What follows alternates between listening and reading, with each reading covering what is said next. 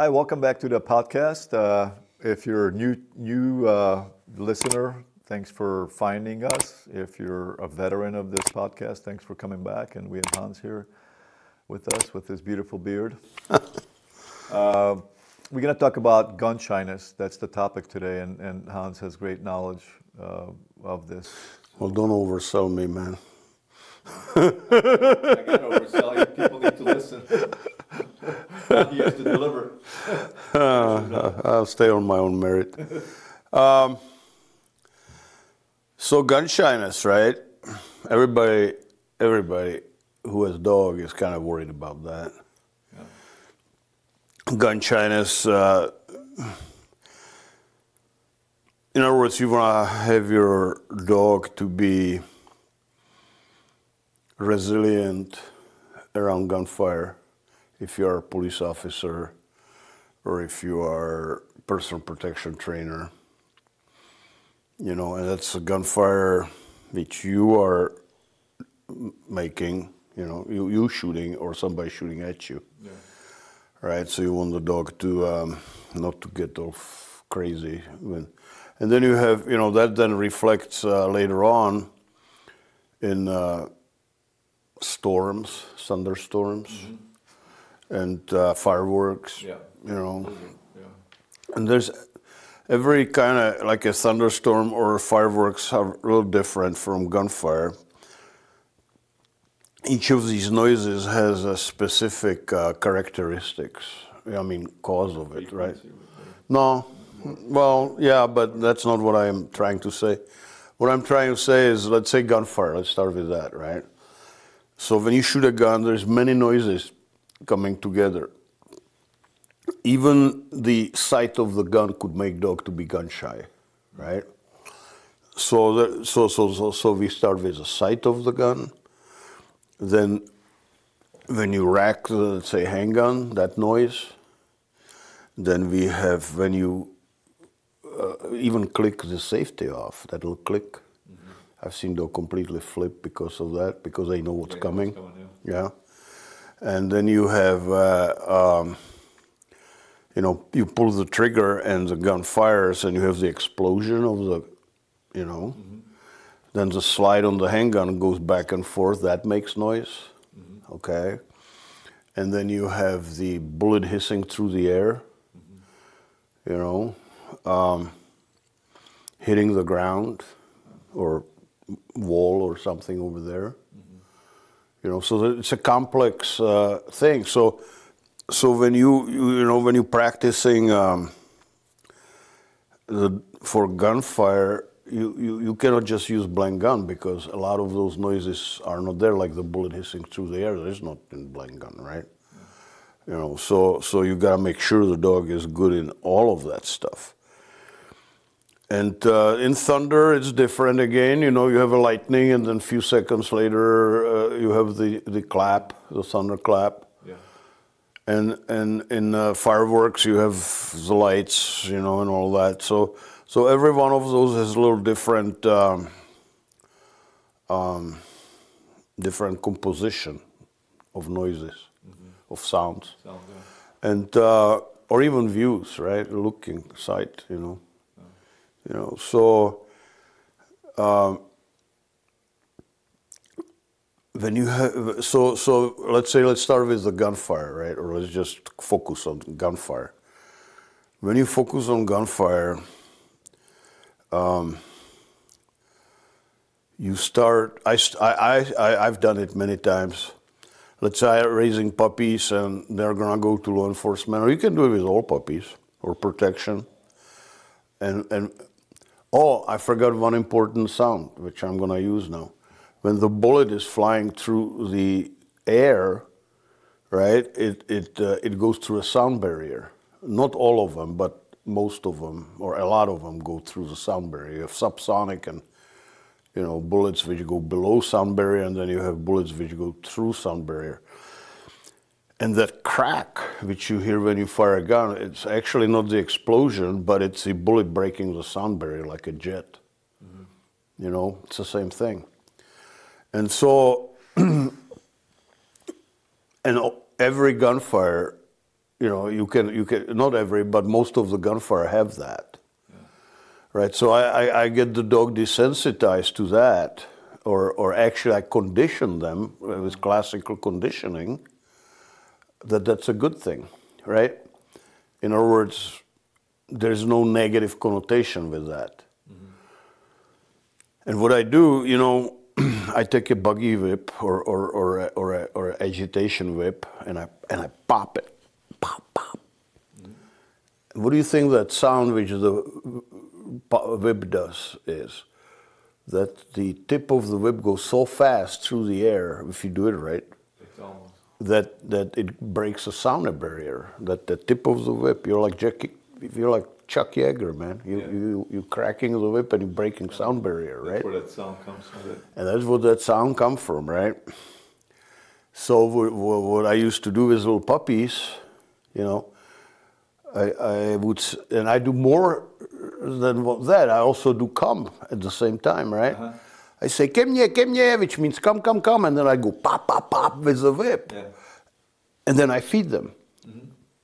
You're conditioning them. So they don't think pop is anything bad, and besides that, they learn to come, right? That's one of the ways you can teach come, but that's not part of this thing, right? So that's one way to do it, and then you can use then you add on. So you can also make a dog gun shy. People say, well, it's genetic. I don't think there is a gene for gun shyness, if you ask me, right? I don't think Mother Nature or God or whatever you believe created dogs with gene for gun shyness, right? Yeah. It's a certain sensitivity, and you can make dog to be gun shy, right? You have a dog and you take a double barrel shotgun when he sleeps and shoot over his head, you're gonna make him gun shy. Yeah. I'm exaggerating for effect. So don't do that, right? So you're introducing, I do that thing with the buggy whip, right? Pop up, and that's the sound barrier breaking, but that's not all of it, right? And then I start adding on it, right? So I can use a quiet blank gun. I use cap gun, with the paper caps, Yeah. and that deals with the cocking and the explosion of that little cap.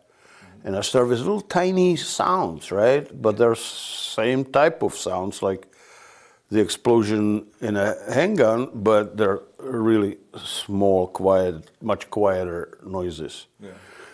And I do it from the distance. So I shoot it from the distance, right? And then I go feed the dog, right? And then I keep coming closer and closer and closer. And then I use more loud blank gun, and then I might start using live gun 22, 45, 9mm.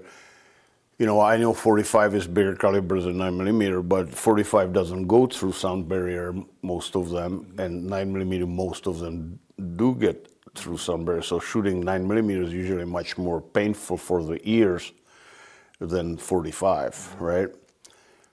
And I slowly, by far distance getting closer and noise from being quieter to louder, I introduce the dog to the noises of the gunfire, and then so the dog becomes familiar with it and just doesn't really care, right? And that's the best way to start the dogs, right? Mm-hmm.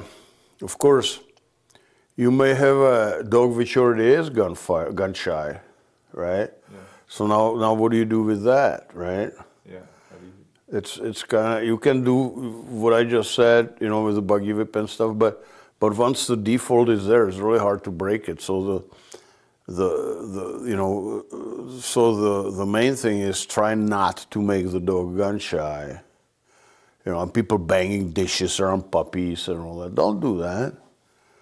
You can scare some puppies and some you don't, but it doesn't. You just introduce them to the noise. That's what dog trainers do. They don't. you don't only want to train dogs who have less problem with certain situations or noises. You got to be able to train any dog, right? Yeah. So I take the little more sensitive dogs who may have a little more sensitive hearing, and I train them that way, right? And they could be just as good dogs, you know, sometimes better than the ones which are, you know, not sensitive. You know, if the dog, I remember I talked to Yuri a lot about this, and he says the apathetic dog is like the worst dog. You may have a dog who doesn't give a damn by anything, and gunfire or nothing, you know, it's just like laying on the couch and you can do, and the dog doesn't react. So the dog who doesn't react is actually useless. I mean, you know, as far as a protection dog and stuff. It may be okay for you if you just want to pet something, but you can get a stuffed one for that, you know. So, you know, people say, well, the dog is so reactive. Well, that's good. Just try to teach him not to be reactive, or only be reactive when you want him to be. That's what dog trainers do. You just don't pick up a dog which is dull, you know, and doesn't get excited about nothing, and think that's a good dog to be trained. No, it's not. That's not. You know, so you can also do. You know, I go and I used to go to a shooting range, and I would park my car, I don't know, a mile away, right, and start doing obedience and playing ball with the dog, and you could hear somebody fire the gun, boom, I say, yeah, good boy, and throw him a ball, right, you know, and the dog saying, wow, this is cool, gunfire is cool, right. Now you can overdo it. You don't want a dog get too excited when he hears gunfire and start being too happy. You know, you want really dog to be neutral, right? You know, to anything until you say otherwise. You know, and but you know, and then I keep coming closer and closer to the firing range. A lot of fire ranges don't, you know, allow you to go basically on the range, but they cannot stop you from coming nearby. Yeah, so you can kind of go but stay far away. Stay far away. Don't take any chances. You come too close and dog goes like, oh shit, what was that? Right, that you're too close. Just back off. Another thing is you don't want to do when the dog startles, because what you startle is okay, but you want to see startle and recover. You know, that's what you want to see, startle and recover. So startling is not bad, not recovering is bad, right? So you know, if your dog startles during thunderstorm or fireworks or gunfire, and you start petting the dog, say, oh, it's okay, Fifi or Buster, you know, you're actually doing what? Positive reinforcement. Positive reinforcement of what? What the dog feels. What he feels is fear. So I know it's kind of counterintuitive, but when you are praising the dog around gunfire and dog is shivering from fear, well, you're actually making it worse. It's like calling the dog and the dog, or the dog takes off, but you call the dog. You don't want to scold the dog. You got to say, good boy, good girl. Like, it's counterintuitive, right? But it's, well, yeah, there's all sorts of, but yeah, that's well, it's the same thing really, because you're doing you're a positive reinforcement, or you're reinforcing whatever is there, or whatever the dog does or feels or thinks about. Okay. So you don't want to praise them when they're scared, you know. And one of the things, so now we can go, man, there's so many things. Let me talk, remind me of talking about Thunderburst, right? And I'm going to talk about 2 stresses. I don't want to forget something. So also what you can do is you are petty, you are, you know, people always say, well, you want everything be positive and dog happy to do stuff. And there is a training which is supposed to be secret, but you know, I'll say it anyway because most people, they're whatever. You know, I don't have secrets. Using two stresses. Did we ever made a podcast on two stresses? You mentioned about the bridge, sheep's bridge. Right. Okay. Yeah. So you can, you know, you have a dog which has an issue which is stressed out. Gunfire could be one of them, right? So as the dog is stressed out, you go far away where it's just barely stressed out. Like, let's say there's a gun range and they shoot guns, or go a mile away. So the dog can hear it, but it's not too far, so he would completely ignore it. I'm talking about gun-shy dog now, right? So you're right on that border, and dog gets like stressed out. He hears a gunfire, wait, oh, you know, and then he start doing obedience. Sit down, stay, come, heel. You know, and dog does it, and when he does, he say, good boy, and praise him, right? And if it's a sport dog, because in sport dog there is gunfire too in Schutzhund, right? At least used to be, I don't know.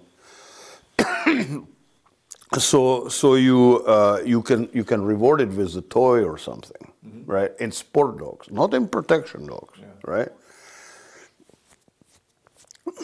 So you put him in drive to, you know, but so what you do, you stress the dog with stress A, and then you put rigid obedience on the dog, which would be stress B, and the stress B is higher than the stress A because you're far away from the gunfire. So it's easy to override that problem. So you know, and when the dog starts focusing on you rather than on the gunfire and start performing the command, that means your stress overridden the gunfire, then you reward the dog. I reward pet and praise. If your cup of tea is toys and treats, and you can do that. I'm not very keen on that, but if that's what you do and the dog is used to, you can use it. Okay, and this is true about traffic. Some dogs flip around traffic. So I go by Grand Avenue there's a lot, and I do that same thing. The dog, you know, and start. It desensitizes the dog, and also my demand to perform the obedience overrides the stress of the railroad train going by, because there's railroad track too, and the dog responds, and I praise him. So I override. So that's the two stresses. My stress of demanding the obedience overrides the stress of the traffic or gunfire or thunder or fireworks or whatever. Okay? Then you have another thing you can do, and that was this guy, what the heck was his name? Michael W. Fox, Understanding Your Dog, I think the book was. I read. This is 40 years ago I read that book. That's positive only guy, right? And and what he suggests to do is, you know, every time the dog becomes what people call now reactive or scared or whatever, right? So let's say you walk on a street and he sees a dog and he's a dog fighter. So you take a ball, and as soon as he sees that dog, before he gets pissed off, you start playing ball with him. So basically the looking at the dog is a signal for him to play. Right, rather than being aggressive. No, it works. Okay, now you got to do it. People say, "Well, try it. Doesn't work." I said, "Well, did you try it 300 times?" You know, because conditioning takes at least 100 repetitions, right? And you can do the same thing with the gunfire. Somebody shoots a gun far away, and you say, "Yay, let's go play!" Right? And you keep doing it, and then you condition the dog. Pavlov, you know, classical conditioning. Ring the bell. Ring the bell, feed the dog. So we don't have a ringing the bell, we have a gunfire. And we don't have feeding the dog, we have playing ball. Right. So that's that. And then we have the, and I think I talked about it somewhere else too, is the, what the heck is her name? Grandin. Temple, not chapel. Temple. Temple. Close, man. Close but no cigars. Yeah, so Temple Grandin, yeah, and that's a great book. She wrote a book, Animal in Translation, and there was actually a movie about it. But the book is every dog trainer should read that book. The Thundervest. Thundervest, is that what it is? Yeah, then it got developed into the Thundervest. So when your dog is flipping around Gunfire, you squeeze it with that vest. You just put it in it, and the dog feels comfortable. And you can also make the dog sitting next to you and squeeze it towards your knee. Yeah. You know, not to rub it, but just squeeze it, right? And the dog will relax. I've seen Hans do that, and he tells us too to do it and relax. But you got to relax your mind too. It's not a you cannot be all wired, after 15 espressos and. And pissed off a phone call with some idiot. Yeah. You gotta empty your mind and be calm, right? And then you squeeze the dog and they relax, Yeah. So that alone may help around Gunfire or around thunder or fireworks and stuff like that. But always the important thing is to be far away from it at first. And so let's say there is going to be a 4th of July. Yeah. It's air conditioning or something. Yeah. All right. Maybe, and there's going to be fireworks, right? So you go somewhere a few miles away from downtown, wherever the fireworks are going to be. You can see the area where the fireworks are, and boom, paf, the fireworks come up, and you're a mile or 2 or 3 or 5 away from there, and start playing with the dog, right? So that's the conditioning. The dog, the firework is like the Pavlov's whistle, and you playing with the dog or even giving it a treat or whatever you want to do. It's like the high diver. The high diver doesn't start at, I don't know how many meters, the high one. They gradually... Yeah, well, don't go right by Tempe Lake where they're going to make fireworks and and you're from it 200 yards, right? Because that will scare the dog. And that's how you can make the dog to be gun shy, So it's all the distance and the intensity of the noise. It's the conditioning, the squeezing, the 2 stresses, the popping of the whip, the different noises, the different caliber of the gun. You need to develop kind of system. I used to do it, man, with the buggy whip, and the puppies, they were funny. I just go, puppies. Come here, and pop, and they run towards me, They thought the popping of the whip was just, and they were never gun shy. Okay. So I guess the gene for gun shyness didn't show up. You just got lucky. Yeah. Did you train pretty much all the puppies with gun? Yeah, I had a litter of puppies, so that, Well, 6 weeks old, right? Yeah. When I sold the dogs, and then as they were getting maturing, I started using guns and stuff like that. Yeah. So I was gonna feed, and I had a 22 revolver. So I went outside of my kennel about 150, 200 feet and shot it in the dirt. Boom, boom. And then I went to feed dogs, and they're already waiting for me. Okay. But it took... Yeah, it takes time. Yeah. It's like people test dog for gun shyness. They fire a gun and they see what the dog is going to do. That's not what dog trainers do. Yeah. You're not a dog trainer. There's a difference between testing and training. Yeah. And then what are you training for? You always remember what you're training for. Yeah. Now in sport, they use gunfire. So or in police work or personal protection also. Yeah. So that's kind of the same thing, Yeah. How long did it, by age 1, or how many months, or how long did it take where they were used to the gun being fired? Well, a lot of it depends if the dog was already gun shy or if not. If it wasn't, well, you keep doing it. Okay. Eventually, you develop the default, and the dog is not just going to be gun shy, period, anymore. Yeah. But even then, you can make them gun shy. You got to be careful. Yeah. If you start seeing dog is getting stressed out a little bit, back off a little bit. Then you have a thing which is dog aggressive, right? Yeah. Gotta be careful about that too. You know, a lot of times what people do, the bad guy comes and the decoy comes and shoots a gun, and then they send the dog at him, and that's not good either, right? Because you don't want the dog to be gun aggressive.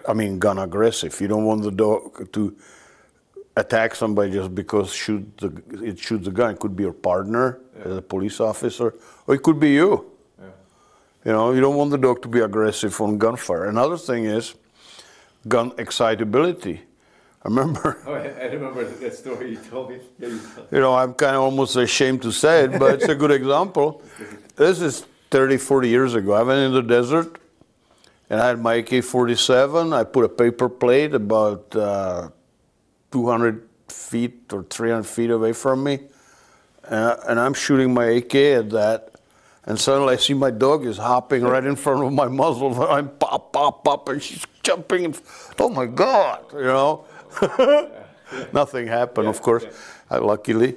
But you gotta be careful when you go shooting or something. Just put the dogs away. That's a dog that was definitely trained in the sense of not being scared of it. No, she was not scared of nothing.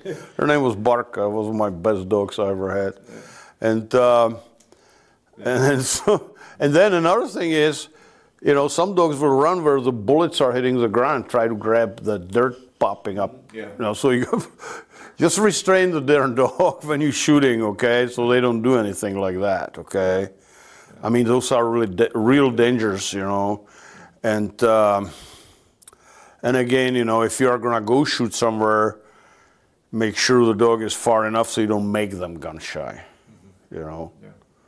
It's a complex issue, and you gotta be kind of self-aware of all of it, because a lot of it may help you, and a lot of it may screw your dog up. Yeah. Yeah. You know, and remember, there's no genes for gunfire. People screw up. I would like to say a different way, but you know, people screw up and the dog becomes gun shy, and they say, the dog is gun shy. Yeah, no, you made him gun shy, or didn't give him a chance not to be gun shy. You know, anyway, training is a funny thing.